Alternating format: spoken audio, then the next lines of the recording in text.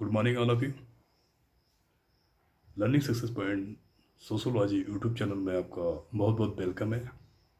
आज हम बात करेंगे एक ऐसे टॉपिक पे जो कि हमारे सोसाइटी में बड़े रिलेवेंट है और सोशोलॉजी के दृष्टि से या समाजशास्त्र के विषय के रूप में बहुत बार क्वेश्चन यूजी पीजी में पूछे जाते हैं, जिसका नाम है एम्स ऑफ सोशोलाइजेशंस, जिसे हिंदी में कहा जाता है समाजीकरण के उद्देश्य।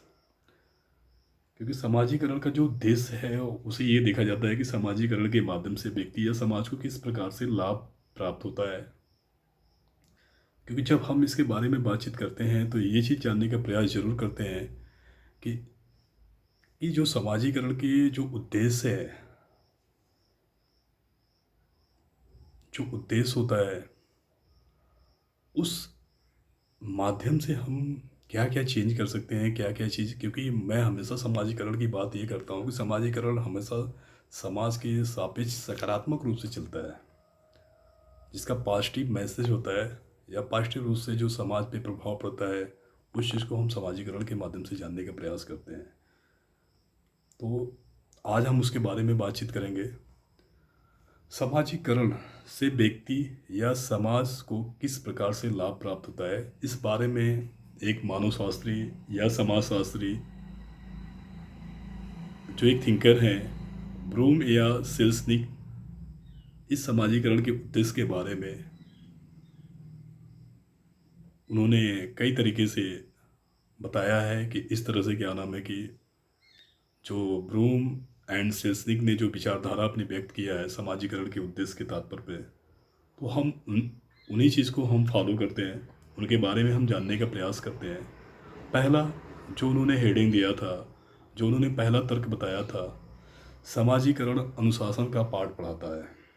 ये वो जो ब्रूम एंड सेल्सनिक थे, जो समाजशास्त्री या मानवशास्त्री थे, उन्होंने कहा कि समाजीकरण अनुशासन का पाठ पढ़ाता है। तो हम ये जानने का प्रयास करेंगे कि समाजीकरण कैसे ही व्यक्ति को या समाज को कैसे अनुशासन का पाठ पढ़ाता है, इसके बारे में हम जानने का प्रयास करेंगे। तो वो कहते हैं कि समाजीकरण के द्वारा जीवन में अनुशासन की महत्ता का ज्ञान होता है और वो धीरे धीरे अनुशासन होकर व्यक्तियों के व्यक्तित्व का अभिन्न अंग बन जाते हैं। अब वे आदतन सामाजिक नियमों के अनुरूप व्यवहार करने लगते हैं। उन्होंने आगे चल के दूसरा बताया कि समाजीकरण सामाजिक भूमिका का पाठ पढ़ाता है। कैसे पाठ पढ़ाता है, उसकी सामाजिक भूमिका का ये जानने का प्रयास किया जाए। किसी व्यक्ति को किस परिस्थिति में कैसा आचरण करना चाहिए, इसका ज्ञान उसे समाजीकरण के माध्यम से ही प्राप्त होता है। प्रत्येक समाज यही चाहता है कि उसके जो समाज के जो सदस्य हैं, समाज द्वारा बनाए गए नियम, कानून, मूल्य, मानदंड को ध्यान में रखकर उसके आचरण करना चाहिए, क्योंकि समाज का कल्याण उसी में निहित होता है। इसलिए हम कह सकते हैं कि बचपन से लेकर मृत्यु पर्यंत तक लोगों के सामाजिक व्यवहार में उसकी अनुरूपता पर बल दिया जाता है। यह कार्य समाजीकरण के द्वारा संपन्न किया जाता है। क्योंकि कोई भी व्यक्ति जब वो अपने परिवार में पैदा होता है तब से लेकर और मृत्यु पर्यंत तक कहीं न कहीं समाजीकरण के माध्यम से ही उसका जो व्यक्तित्व का विकास होता है। वो कहता है कि किसी भी व्यक्ति को किस परिस्थिति में कैसा आचरण करना चाहिए। तीसरा, ब्रूम एंड सेल्सकी महोदय ने बताया था कि समाजीकरण के द्वारा व्यवहारों में अनुरूपता आती है। कैसे आती है? समाजीकरण का एक प्रमुख उद्देश्य यह होता है कि समान परिस्थिति में तमाम लोग समान व्यवहार करें। समाजीकरण का एक प्रमुख उद्देश्य होता है कि समान परिस्थिति में तमाम लोग समान व्यवहार करें। कोई भी समाज अपने सदस्यों को मनमाने ढंग से व्यवहार करने की इजाज़त नहीं देता है। उदाहरण के लिए, जनजातियों के बीच विवाह प्रथा आधुनिक समाज के लोगों की तुलना में एक अलग प्रकार की विवाह होती है। वो कहते हैं कि उदाहरण के तौर पे एक बताया गया कि जनजातियों में जो विवाह प्रथा होती है वो आधुनिक समाज के लोगों की तुलना में एक अलग प्रकार की विवाह प्रथा होती है। वहीं पे वो कहते हैं कि मुस्लिम विवाह प्रथा है हिंदू विवाह प्रथा से बिल्कुल भिन्न होती है। मुस्लिम विवाह प्रथा एक कॉन्टेक्चुअल मैरिज होती है और हिंदू विवाह जो एक संस्कार मैरिज होती है। इसलिए हिंदू मैरिज को हमेशा संस्कार माना गया है। मुस्लिम विवाह को हमेशा संविदा या कॉन्टेक्चुअल मैरिज कहा जाता है। तो अलग भिन्न है। ईसाई विवाह प्रथा सिख विवाह से भी बिल्कुल अलग है।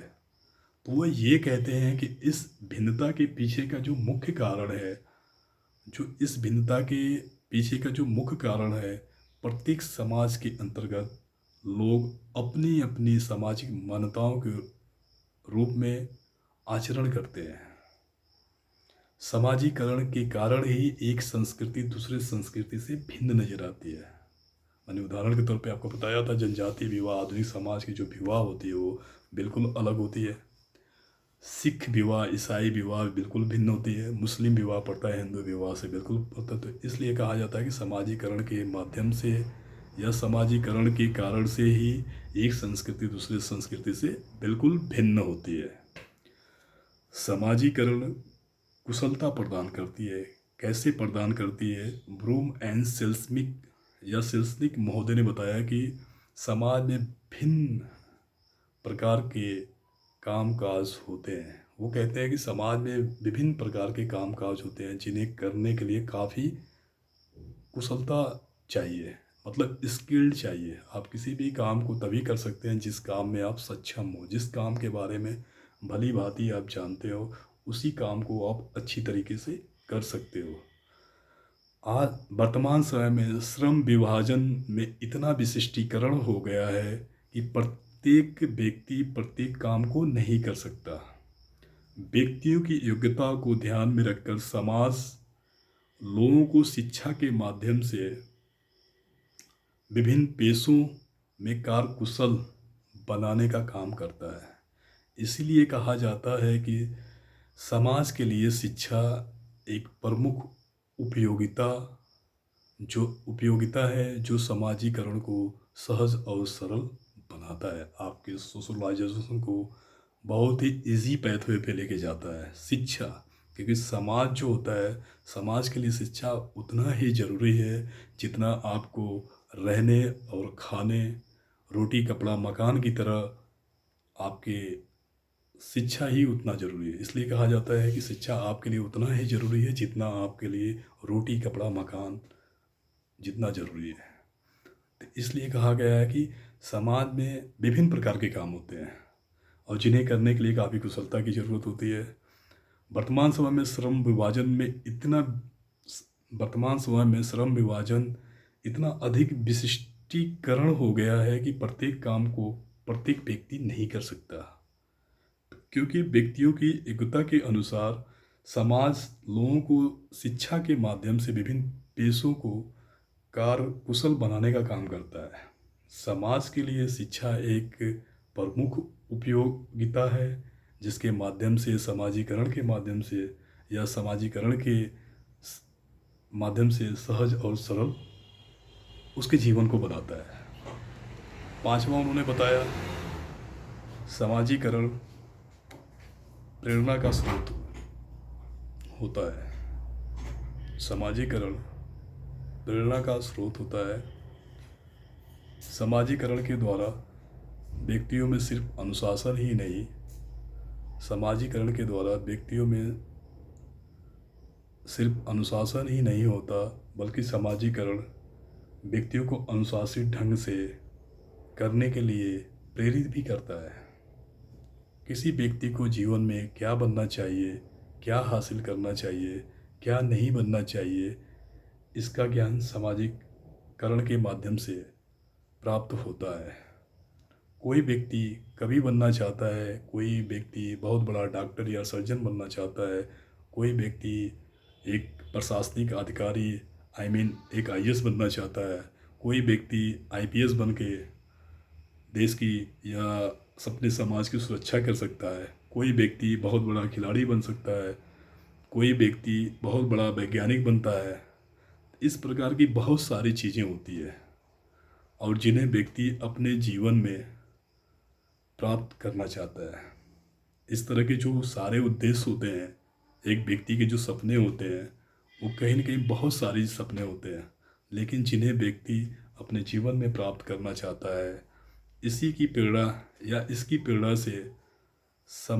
प्रेरणा से उसे समाज से मिलती है।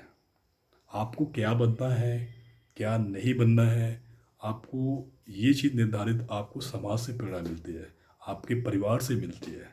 आपके परिवार में इस तरह के लोग होते हैं तो आप उनको देख के इंस्पायर्ड होते हैं और कहते हो कि मैं भी बड़ा होकर ये चीज़ बनूंगा।